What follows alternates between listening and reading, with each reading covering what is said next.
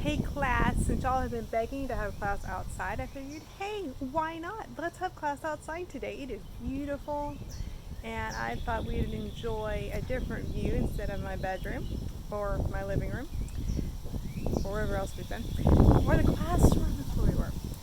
Okay, but first I'm going to give you a little tour of my house. There is a little house that I tell y'all about all the time. From the back and sides, there's sweet little Natalie. And there's Lily taking the dog out. Okay, here is my lovely backyard. See? It is huge because we land beyond that fence.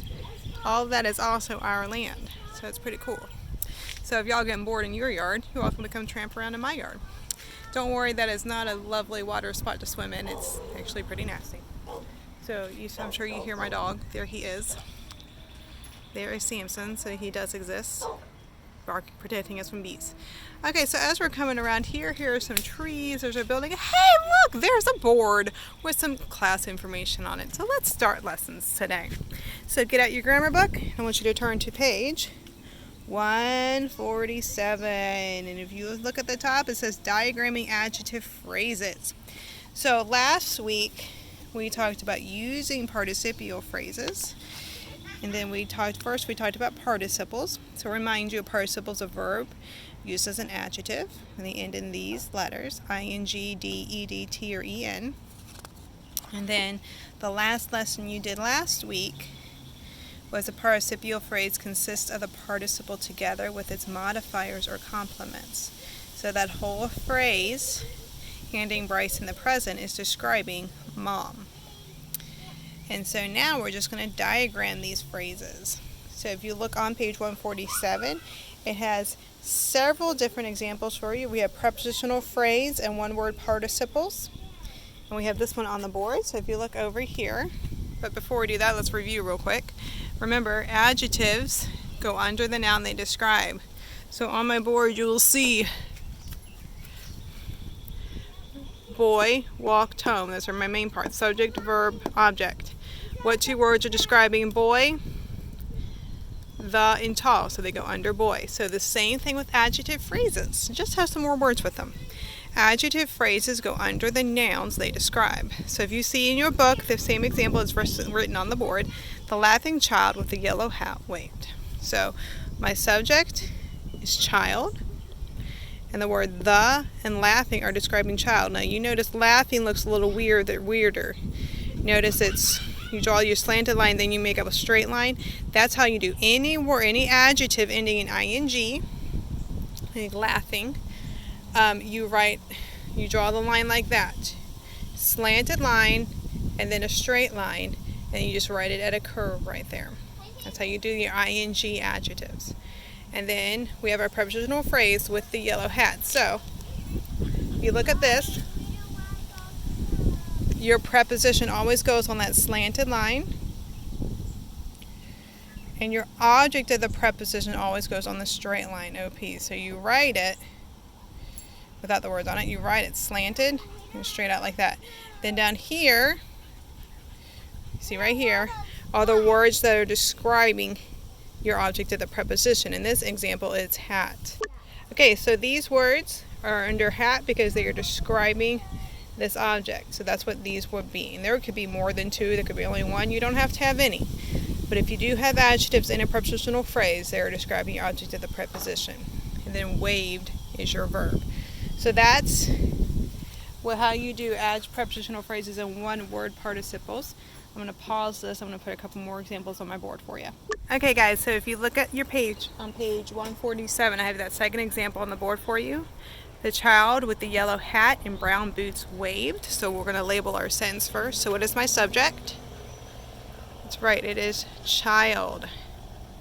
So what is my verb? Yeah, you have to go all the way down here to find your verb, and you're going to underline it twice. Okay? So let's look at this word. So what words are describing child? Yes, the. Very good. And then what else? That's right, this prepositional phrase. So I'm not going to cross it out because then I won't be able to read it as I'm diagramming it. So I'm just going to put it in brackets just so I can catch it when I'm diagramming. Okay, so the child with the yellow hat and brown boots waved. Okay, so let's start diagramming this. So first, my subject is child, so I want to do child right here.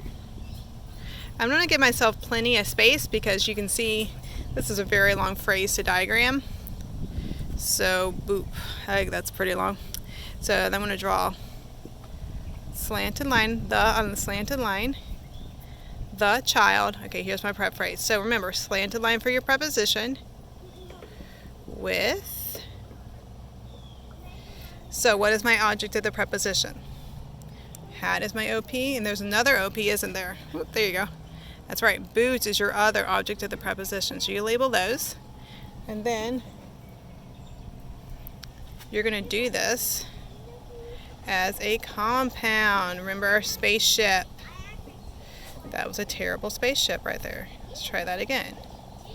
Okay, so put your first OP up here, hat. Second OP right here, boots. What words are describing hat? Right. The in yellow. So I'm going to write the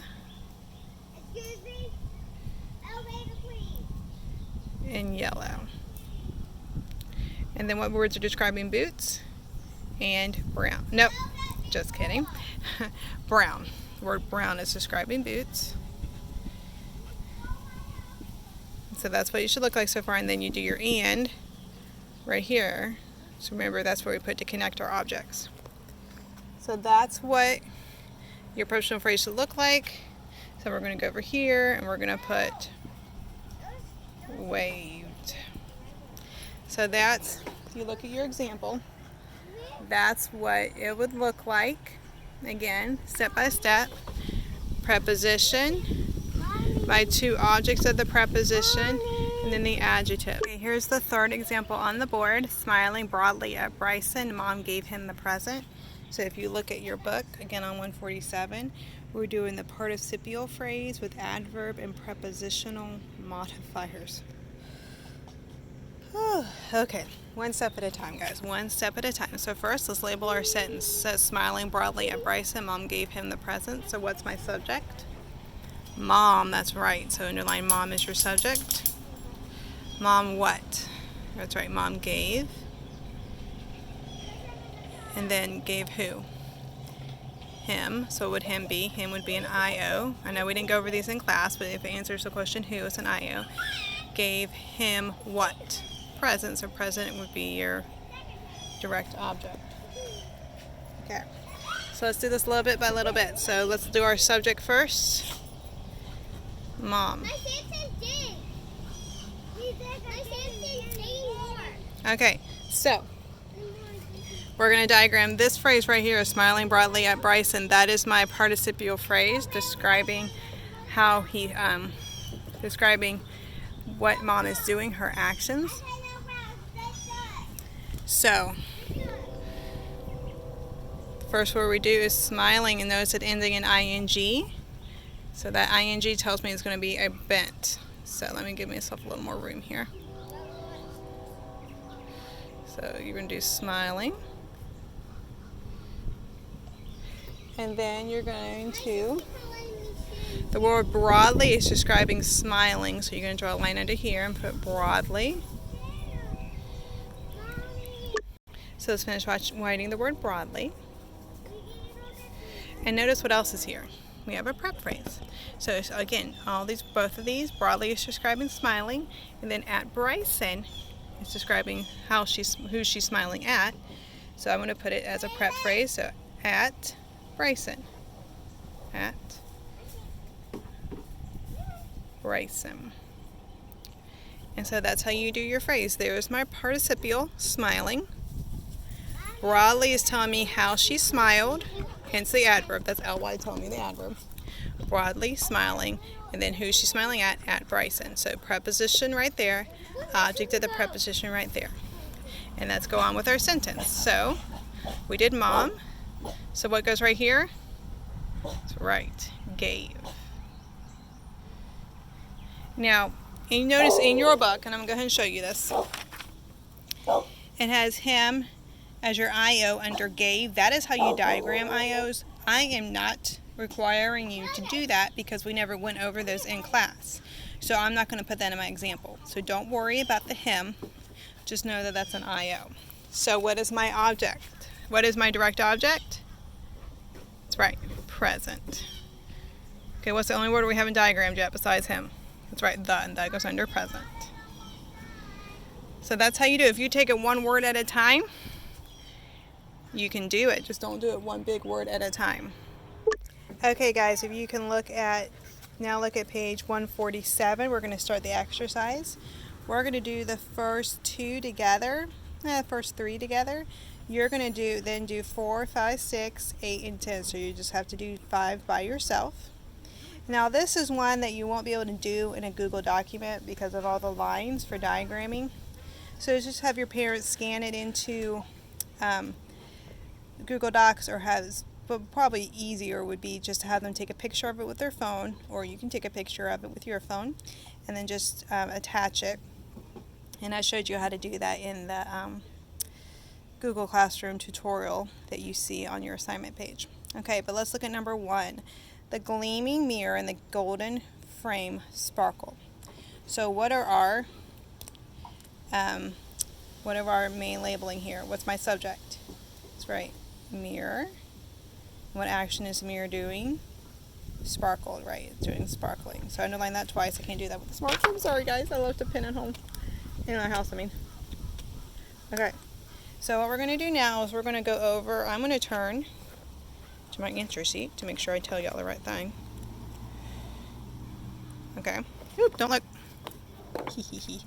Okay, so the sentence says the gleaming mirror and the golden frame sparkled. So let's look at the subject. So you go ahead on the piece of notebook paper that you hopefully have out. If you don't have a piece of notebook paper out, please get it out right now so you can do your diagramming. And pause this video until you need to. Okay, so we have the gleaming mirror and the golden frame sparkled. So obviously we always do our subject first. So mirror. And then we'll give us a little bit more room here. What words go under mirror? So the first word going to mirror is the. What's next? Gleaming. Now what do we notice about the word gleaming? Let me write it up here. What does it end in? That's right, ends in ing. So you're going to do the slanted and the straight. And then you're going to do gleaming. Very good. And then we have a prepositional phrase. And what is that prepositional phrase? In the golden frame. Oh, I can't read today, guys. So again, remember, you always write your slant preposition right here. So in, and then we're going to go into our object. What's your object in that prepositional phrase? Frame. Very good. So in, frame. And then you're going to do the, and then golden. Yes, baby, thank you. So that's what your number 1 should look like so far. We have the word the and gleaming, slanted line, bent line, thank you, describing mirror, and then we have in the golden frame, your prepositional phrase describing mirror. So all we have left is the verb. And so what is my verb? That's right, it is sparkled. I want to see these on this piece of notebook paper that you take a picture of and send to me. So make sure you're still doing these with me, and so you can have examples. What? I need to put some more drink in here. Okay, thank you. Okay, so let's do number 2 together. So let's look at number 2. So there's number 1 in my book, in case you're wondering. John Aldean married the pilgrim girl with golden hair and blue eyes. So what is my subject? That's right, underline John Aldean is your subject. What is my verb? Married, very good. And what is my direct object? It's not pilgrim, even though it is capitalized. What word is it? That's right, it's girl. Pilgrim would be a proper adjective. How do I know that? Because it is capitalized. Very good. So we'll deal with pilgrim later. Okay, so let's label it. Let's diagram it. Okay, so John. Mommy, are you thirsty some more? Sure, baby. Thank you. Aldine. Bye. I'll take the rest for you. Bye-bye. And remember, when we have a first and a last name, you put both of those names on your line as your subject. So what words are describing John Aldine? Oh, hold on. Okay, there are no words describing John Aldine. Sorry, my page turned. So let's do our verb. Thank you, Mommy. Thank you. Married. Mary. Married who? The playground girl. Thank you, Natalie. Married girl. Okay, so which word do we put first under girl? Because all our adjectives are under girl. That's right, we do the word the. Okay, what's the next word we do? Pilgrim. Remember, you capitalize it as you just like in the sentence. And then we have a prep phrase describing girl. Thank you. And what's that prep phrase? With golden hair and blue eyes. So we have our slanted right here for your prep. With. And then we do our what? Good job, our spaceship. So what's the first object that goes right here? Hair. Which one goes right here? Eyes. And then what word is describing hair? Golden. And what word is describing eyes? Blue. Thank you. And then what do we always put right here with our compounds? That's right, the word and. So this is what your number 2 should look like. John Aldine is your subject. Married is your verb. The pilgrim are describing girl. And the prepositional phrase with golden hair and blue eyes. So I'm going to erase. So I'm going to leave this on here for just another second to make sure you have this. And if you still need this, go ahead and hit the pause button. But I'm going to erase number 1 and 2 so I can have room for the last one I'm going to do with you, number 3. So let's look at number 3 together. Sneezing loudly during the service. Ooh, I hope y'all have never done that before. Jonathan disturbed the entire congregation. So, what is my subject? Okay, remember, sneezing loudly during the service, everything before that comma is your introductory phrase, your participial phrase, so your subject will not be in there. So that's right, Jonathan is your subject. So underline Jonathan once. What action did Jonathan do? He disturbed. So underline disturbed twice. Disturbed what?